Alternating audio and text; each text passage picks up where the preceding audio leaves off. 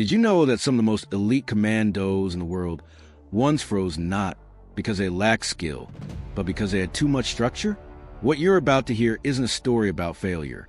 It's a story about what happens when perfection becomes a weakness, and how a group of Filipino soldiers quietly changed the way South Korean commandos approached extreme terrain missions without ever raising their voices. This story almost stayed buried inside training logs and after-action reports. No headlines, no ceremonies, just quiet adjustments that reshaped how survival was taught. Before we go any further, pause for 1 second and comment where you're watching from. Because this story isn't really about countries or uniforms, it's about pressure and how humans respond when instructions disappear. The Filipino instructors arrived before sunrise. No fanfare, no speeches, just dust settling behind a convoy as they stepped onto unfamiliar ground. The Korean commandos expected disciplined drills, corrections, evaluations. What they got instead was observation. The Filipinos watched everything: how boots met soil, how eyes scanned tree lines, how pauses stretched just a little too long. From the first hour, tension crept in, not hostility, discomfort. Elite units thrive on certainty. But here, nothing was explained, no rules clarified. The Filipino instructors said almost nothing. In environments like this, silence becomes pressure, and pressure reveals habits no drill ever could. Officially, the mission was simple: joint training for extreme terrain operations, mountains, forests, unstable weather, broken communications. Unofficially, there was a problem no one wanted to name. The Korean unit was flawless on paper, precise, disciplined, but when plans collapsed, momentum stalled. Something essential was missing. The first exercise was designed to fail. Radios went dead. Maps were wrong. Orders stopped coming. The commandos didn't stop moving, but they slowed. Shoulders tightened. Eyes searched for authority. The Filipinos didn't intervene. They let the discomfort stretch. That pause was a lesson. Eventually, a junior commando moved. Not confidently, not cleanly, but decisively. He chose a path. Others followed. The formation wasn't perfect, but it advanced. The Filipino instructors exchanged a glance. This wasn't chaos. This was emergence. That night, there was no debrief, no performance scores, no critiques, just food shared in quiet.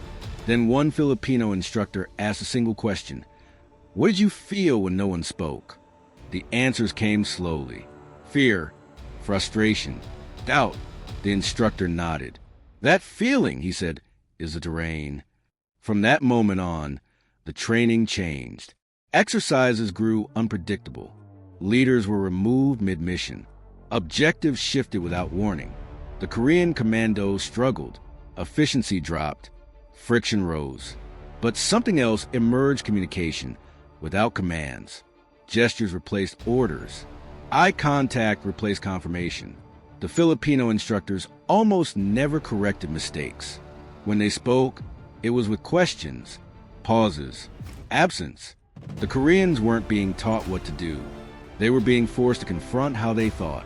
One morning, the instructors didn't show up at all. No explanation. The observation ridge was empty.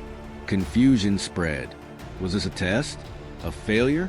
After hesitation, the unit moved anyway. Not perfectly, but continuously. Mistakes happened. They didn't stop. Corrections happened while moving. Later, the instructors watched footage silently.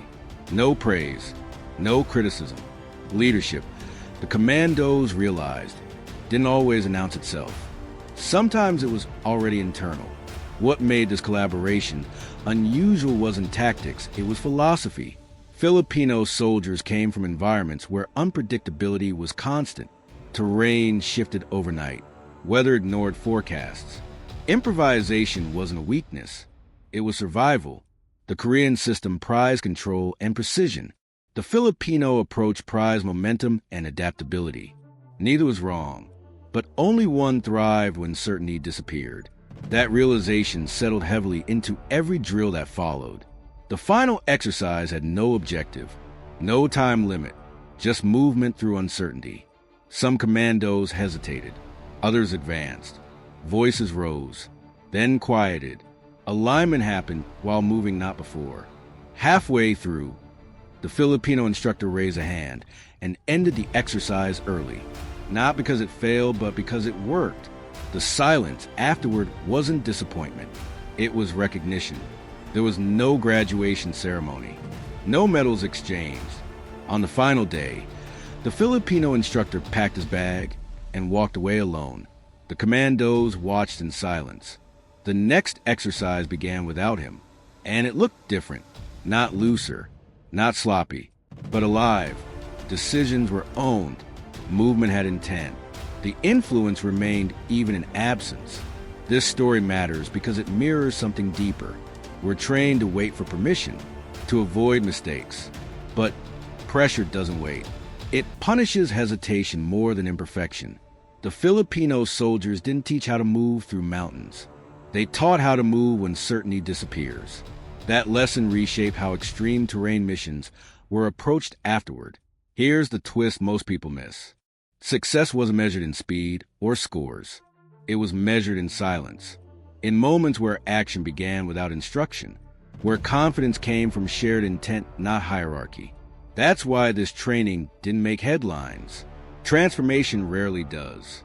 It happened quietly, in motion, in discomfort, and in trust.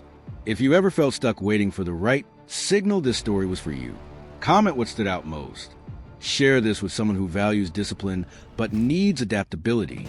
And subscribe because the most important lessons don't announce themselves. They reveal themselves in motion.